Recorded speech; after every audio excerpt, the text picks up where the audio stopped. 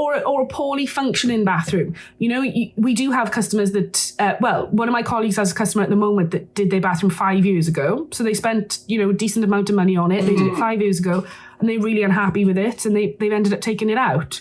And then we are doing a new bathroom for them. And it's because they just went around a showroom, picked a grey tile, picked a shower to replace what they had, picked a toilet to replace what they had, and they didn't do the hard work, or rather the designer that they used didn't do the hard work, because I think it has to be design led, like by the designer, because the customer just doesn't know. They don't know that they've got better options available to them, because you might only do a bathroom once in your whole, the whole time you've got your property. So I think it does have to be designer led, and we do have to ask those questions, and we do have to suggest products that maybe the customer's never even heard of.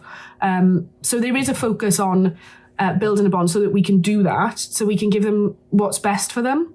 And oftentimes people just don't know what's available, especially in bathrooms. I think there's so much that's available to people. And even designers, sometimes I think they don't know. So it's finding the right company that has the reputation, the expertise, the products.